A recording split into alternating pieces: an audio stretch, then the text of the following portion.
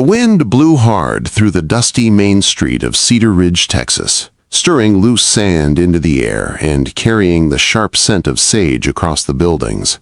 Evening light settled low and orange, casting long shadows across the worn storefronts. It was the kind of day that made the land feel big and empty, the kind that reminded people how small they really were. Mary Whitfield sat on the rough steps outside Miller's General Store, holding her 7-year-old daughter close. Clara trembled in her arms even under the wool shawl wrapped around them both. For 3 days they had slept wherever they could, eaten whatever scraps Mary managed to beg, and walked the streets searching for work. But Cedar Ridge was a small town in a hard year, and no one had room for a stranger with a child. "Mama, I'm hungry," Clara whispered, her voice thin and weak. "I know, sweetheart," Mary said softly, smoothing her daughter's tangled hair. "Just a little longer." Mary had knocked on every door in town. She offered to cook, mend, clean, anything.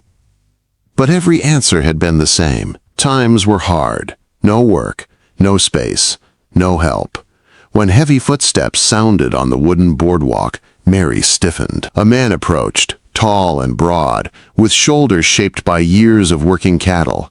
His clothes were dusty, his hat shadowing a weathered face. He looked like the land itself, rough, steady, and tired.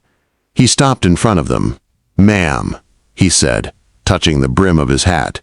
His voice was deep, smooth in a rugged way. Mary straightened, pulling Clara tighter against her.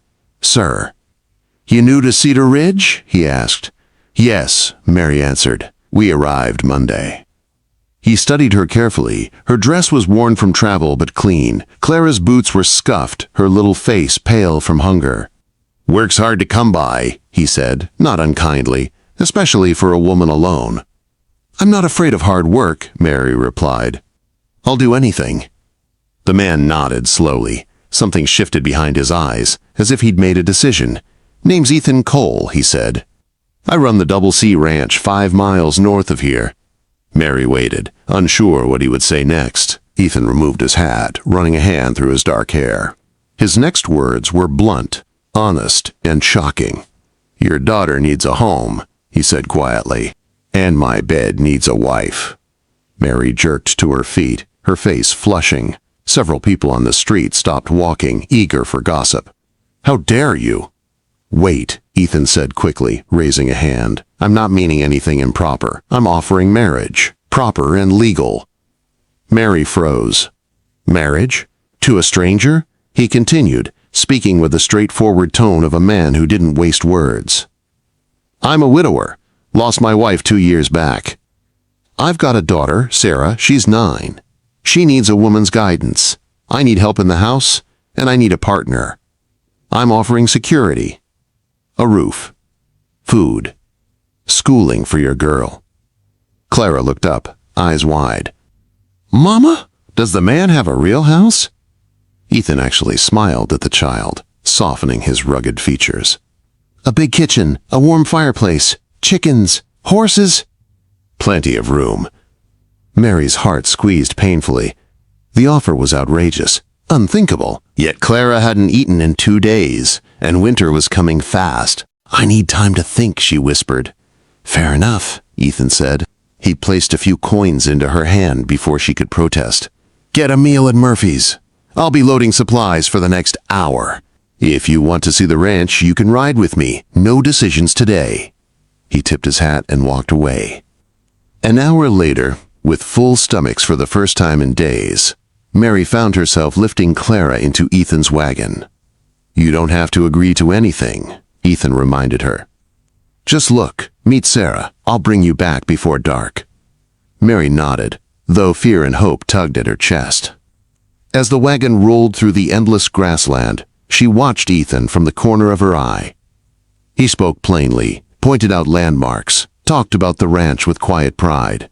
"Why offer marriage to a stranger?" she finally asked. Ethan kept his eyes on the trail. "Because I know what it's like to be alone," he said. "And because my girl needs more than a father who can't braid her hair straight." Quote. Despite everything, Mary felt a small smile tug at her lips.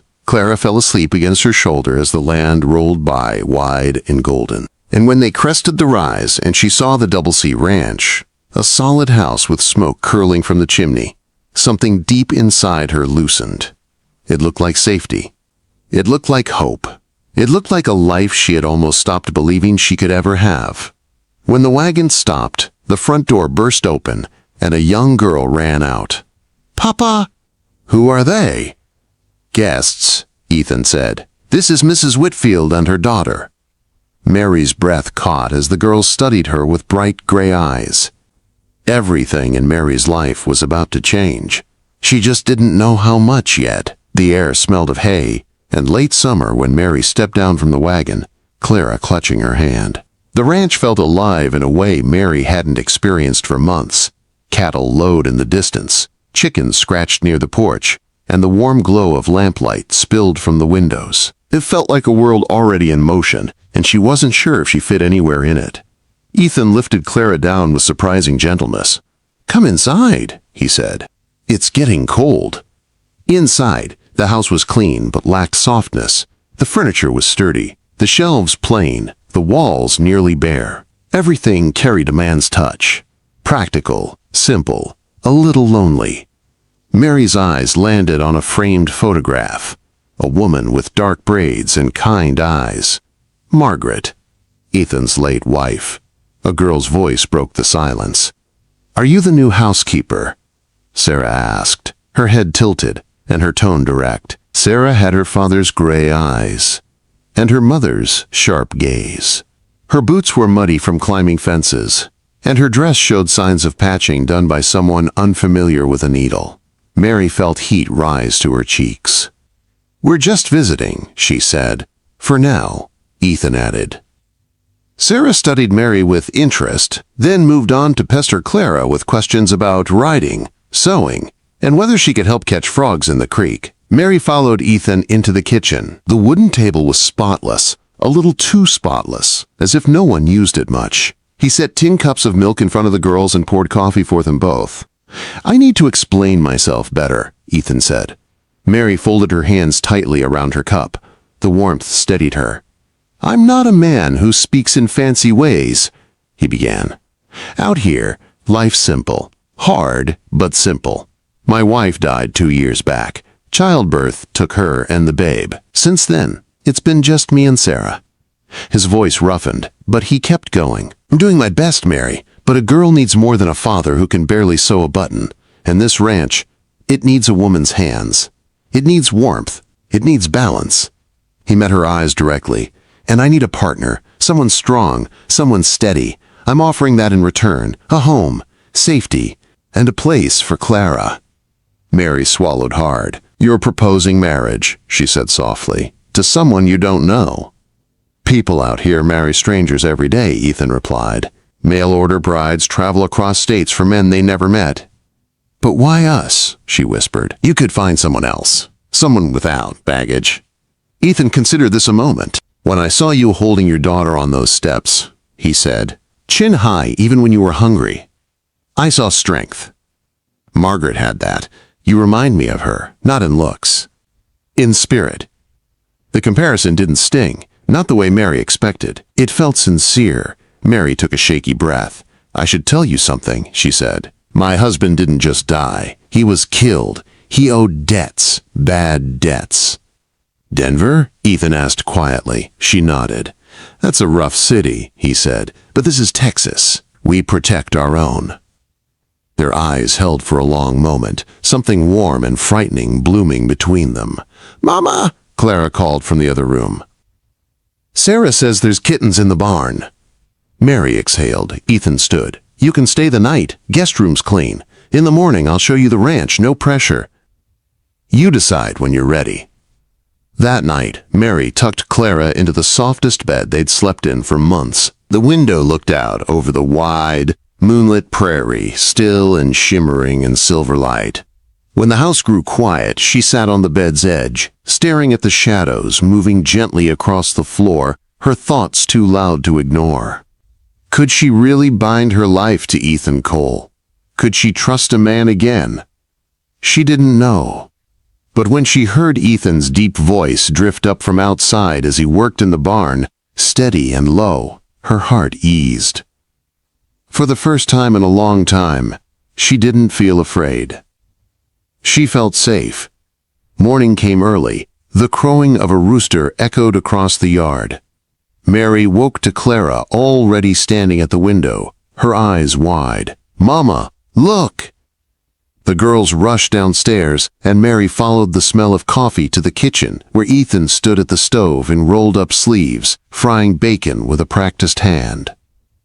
"I cook," he said before she could comment. "Someone has to." Mary smiled despite herself. Breakfast was simple but warm. And when Ethan asked if she wanted to see the ranch, she found herself nodding before she even realized it. The day unfolded slowly, gently. He showed her the garden, wilted but salvageable. "The house needs a woman," he said quietly. "Someone who can make it feel lived in again." He showed her the barn, where Clara was already holding a tiny orange kitten, her eyes full of wonder. He showed her the corral, where Sarah climbed the fence like a colt with no fear. He showed her the land, rolling and wide, golden under the sun. Mary listened, asked questions, observed. And little by little, Cedar Ridge began to fade behind her. Little by little, a new life began to take shape. That evening, after supper, Ethan and Mary sat on the porch watching the prairie turn pink under sunset. "Another night?" he asked gently. Mary hesitated, then nodded. Just one more night. But deep down she wondered if perhaps her decision had already been made. The next morning broke with a pale gold light spreading across the Double C Ranch, soft and calm. But the peace didn't last long. Mary was sweeping the porch when she heard the sound of fast horses. Her heartbeat stuttered. She recognized that sound, the sharp urgency, the thunder of hooves, the way dust flew high behind the riders. Ethan stepped out beside her, calm but alert, his hand automatically drifting toward the gun holstered at his hip. 3 riders came into view, armed, hard-faced. The kind of men Mary had prayed never to see again. Clara peeked from behind her skirt, trembling. Sarah stood stiff beside her father, jaw set. The lead rider, thin, cold-eyed, dangerous, pulled up and stared at Mary. "We're looking for Mary Whitfield," he said. "Heard she owes a debt." Mary's stomach dropped. Her past had finally caught up. Ethan didn't move. "What business do you have with my wife?" "Your wife?" the man sneered. "Married," Ethan said firmly. "Legal and recorded in town." The man narrowed his gaze. "This woman owes money. Morrison wants his due." "Morrison doesn't run this county," Ethan replied. "And a woman's debts die with her husband once she remarries. That's Texas law." The riders shifted uneasily when several ranch hands stepped out of the bunkhouse, rifles ready. The standoff stretched long and tight until the man finally spat into the dust. "We'll be checking that marriage certificate." "You do that," Ethan said. "Then ride on." The man wheeled away, disappearing down the dirt road, but Mary was shaking by the time they were gone. Ethan turned to her, voice softer than she expected. "They won't touch you. Not here." His steadiness wrapped around her like a shield. Later that afternoon, Mary found Clara crying under the kitchen table. She crawled under with her and held her close until the sobs eased. "Are those men gonna take us away?"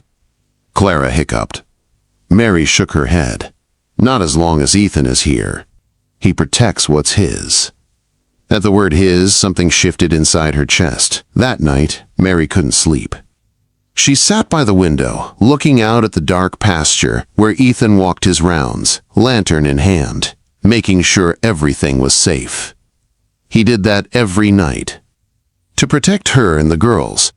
To protect their future, whether she had agreed to it fully yet or not. The next morning, Mary was pouring coffee when Sarah burst in, mud on her dress and fury on her face. "Sally Morrison pushed Clara in the mud," she announced. "Said Mama is a cheat who trapped Papa into marrying her." Mary froze, her worst fear, other children repeating the poison of adults. "What did you do?" she asked.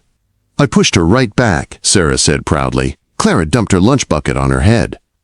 Despite everything, a laugh slipped from Mary's lips. Ethan appeared in the doorway, trying to look stern but failing. "Girls," he said, "violence isn't."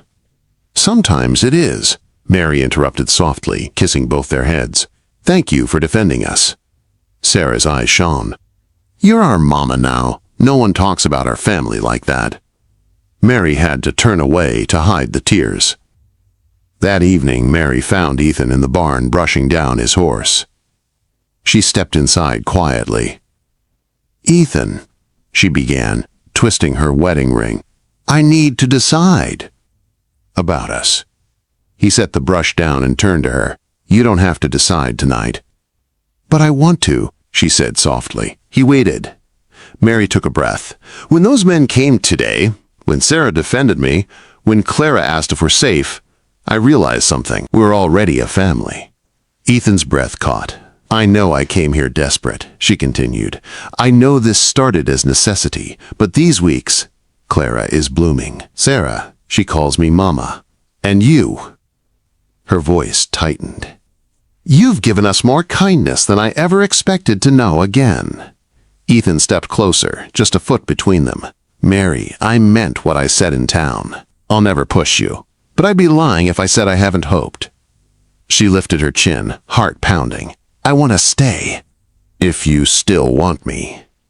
Ethan didn't speak. He simply reached out, took her hands gently, and brought her close. "I want you," he said quietly. "Not for the kitchen, not for the house. For me, and I want Clara. Both of you." Mary swallowed. "And I want to be your wife. Truly." Ethan's jaw worked as he fought emotion. Then he bent his forehead to hers. "Then, let's begin proper," he whispered. His lips brushed hers. Soft, careful, reverent. Mary trembled, but not from fear.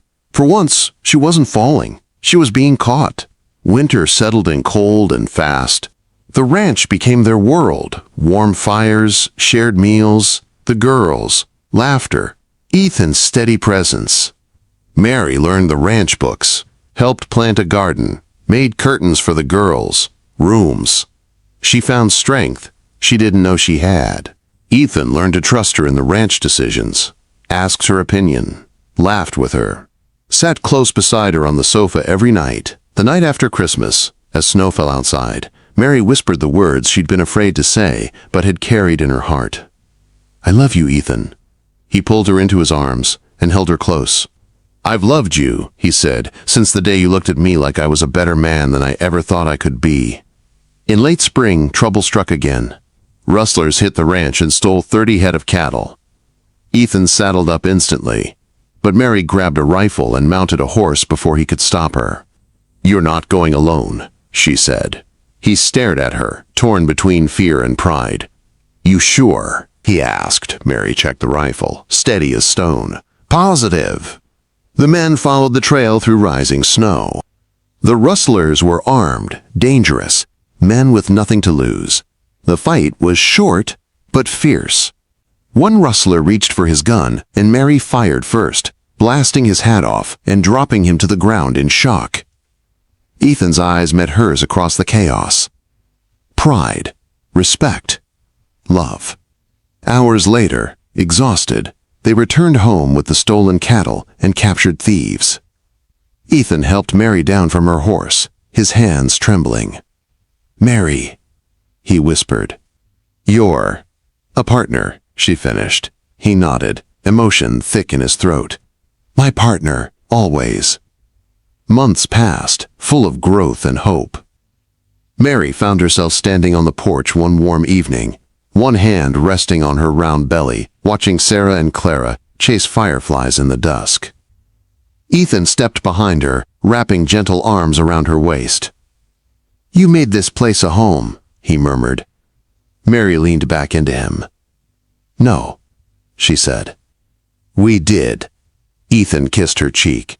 "What do you think we should name the baby?" he whispered. She smiled. "Something strong, something fitting for a child born of second chances." Ethan held her closer as the stars brightened over the prairie. This land was harsh, unforgiving. But together, they had carved out something rare and beautiful. A family by choice. A marriage built not on desperation, but on courage. And a love that grew